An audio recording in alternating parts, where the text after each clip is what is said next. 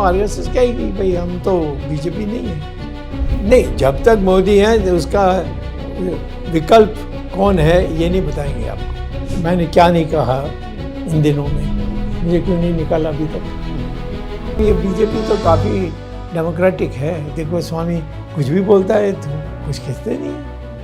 कौन से ऐसे वो 3 फैक्टर हैं जो आपको लगता है कि हाँ नहीं मोदी को एट एनी कॉस्ट जाना चाहिए, या फिर ये है कि आरएसएस की मजबूरी है मोदी के प्राइम मिनिस्टर बना के रखना? नहीं, मजबूरी कोई नहीं है। सवाल है कि हम करें और बाकी लोग इसकी ढंढोरा पीटें कि हाँ ख़त्म ख़त्म ख़त्म। ये जो हुआ था पहले जिसमें इंदिरा गांधी वापस आई दोबारा, ये नहीं होना चाहिए। वो अपने तरीके से कर रहे हैं, हम कर सकते हैं तो हम कर देंगे, पर मैं क्यों करूं? क्योंकि मोदी बुरा है तो कोई ये कांग्रेस में कोई अच्छा है? उनके लिए, उनको लाने के लिए हम कुछ ऐसा कदम उठाएंगे? तो मैं कहता हूँ ठीक है, ना मैं जाऊंगा ना तुम बुलाओगे, तो दोनों के लिए अच्छा है। सर आरएसएस से जुड़ा मेरा सवाल है, जैसे कि हम जिक्र कर रहे हैं कि डायरेक्ट इंटरवीन नहीं करती सरकार में वो, लेकिन सर आरएसएस को भी कहीं ना कहीं बीजेपी का सपोर्ट की जरूरत पड़ती है कुछ जगहों पर। क्यों? जैसे कि आपने जिक्र किया कि सर बहुत अच्छी अच्छी बिल्डिंगें बना दी हैं। अरे मैं तो सब स्वयं सेवक हैं। वो आप मांगेंगे भी नहीं, वो लोग आकर के कहेंगे हम क्या कर सकते हैं। देखिए मदद तो वही करती है आरएसएस। हाँ, और जब इलेक्शन आता है तो वही करते हैं। सर क्या आपको लगता है कि मोदी को जिस तरीके से आरएसएस ने सपोर्ट किया और प्रधानमंत्री उनको बनाया, आपने भी सपोर्ट किया, बहुत से नेताओं ने सपोर्ट किया, राजनाथ जी ने जो अध्यक्ष थे तो उन्होंने उनको आगे बढ़ाया, क्या आपको लगता है कि मोदी साहब जिस तरीके से राजनीति कर रहे हैं, वो आप कह रहे हैं कि दबाव में काम करते हैं और अब आरएसएस के लिए सर वो एक बैगेज बन गई है, आपको लगता है सर? नहीं, आरएसएस को तो नहीं बन सकते, वो संगठन है। वो हम दोबारा जीत जैसा आरएसएस चाहती है उनकी, वो ठीक है, नहीं चाहती है तो आरएसएस कहेगी भाई हम तो बीजेपी नहीं है, हम बीजेपी को कंट्रोल भी नहीं करते हैं, हम उनको सलाह देते हैं। लेकिन हम निश्चित तौर पर जो जिनके लिए नुकसान होगा जो पार्टी के कार्यकर्ता बीजेपी का उनको होगा। हाँ, क्योंकि जो कांग्रेस करती है और अन्य पार्टीज करते हैं, कम्युनिस्ट करते हैं, उसमें उनके लिए मुसीबत पैदा होगी। ये है। आपको लगता है कि सर मोदी सरीखे का कोई नेता अभी पार्टी में नहीं है? होगा तो उसको खत्म कर देगा, तो इसीलिए उसका नाम ही नहीं लेना। अच्छा मतलब जब तक मोदी है तब तक मोदी ही है? नहीं, जब तक मोदी है उसका विकल्प कौन है ये नहीं बताएंगे आपको। बताएंगे नहीं या बनने नहीं देंगे? वो नहीं बनने के लिए करेंगे, बट मैं तो समझता हूँ कि वो नहीं रोक सकते। अब उसका नाम थोड़ा बहुत खराब हो गया, कई वास्तविकता उसके बारे में सबको पता लग गया कार्यकर्ताओं में, तो इसीलिए कह दें कि विद्रोह करो, तो फिर उसमें आधा इधर आधा उधर हो जाएगा, तो फिर हम हमारे विरोधी उसका फ़ायदा उठाएंगे।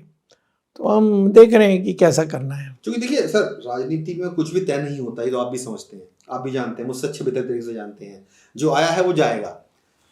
बीजेपी ने एक रूल बनाया था क्या 75 के बाद मार्गदर्शक मंडल में चले जाए? नहीं, बीजेपी ने कभी नहीं बनाया, आरएसएस ने बनाया। आरएसएस ने बनाया, आरएसएस के लोगों के लिए। तो नहीं सर, हाँ, यस, ये तुम आप लोगों ने बना दिया, मैं जानता हूँ।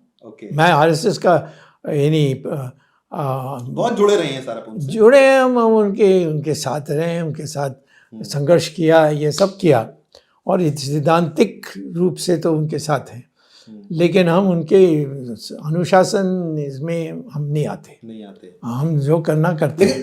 क्योंकि सर बात लगातार ही उठती रही है कि मोदी साहब 75 के हो जाएंगे तो फिर उनको रिटायर हो जाना चाहिए। कौन कहता था? लगातार इसी बातें उठती हैं। उड़ाने में तो क्या है, पार्टी के अंदर ही इस तरह की चर्चा होती है। कौन सी पार्टी? बीजेपी ना। हाँ, बीजेपी में लोग कह सकते हैं जो उनके बाद आने चाहते हैं वो ज़्यादा बोल रहे हैं, तो क्या है। लेकिन आपको लगता है कि अभी कोई विकल्प नहीं है मोदी का?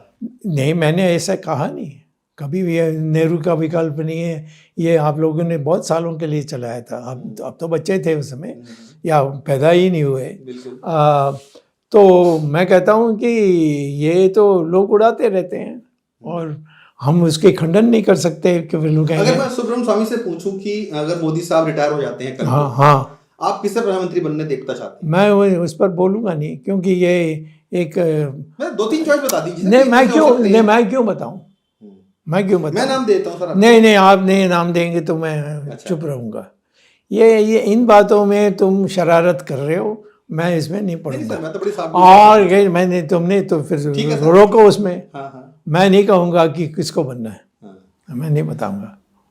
क्योंकि सर हमने अक्सर देखा सरकार में नरेंद्र मोदी साहब प्रधानमंत्री हमारे और गृह मंत्री साहब अमित शाह जी की, कहते हैं कि ये दो जो नेता हैं सबसे शीर्ष नेता हैं और यही पार्टी है और यही सरकार है। क्या वाकई में सर? हमारे विद्रोह जो हमारे विरोध में हैं वो ऐसी बात कहते हैं। मैं तो कहता हूँ कि मैंने क्या नहीं कहा इन दिनों में, मुझे क्यों नहीं निकाला अभी तक, बताइए।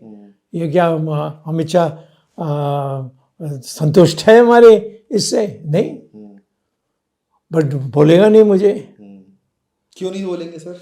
वो बोलेगा नहीं, वो सालों से जान नहीं, उनको पता है कि जो मेरा नेचर क्या है, उससे क्या होगा।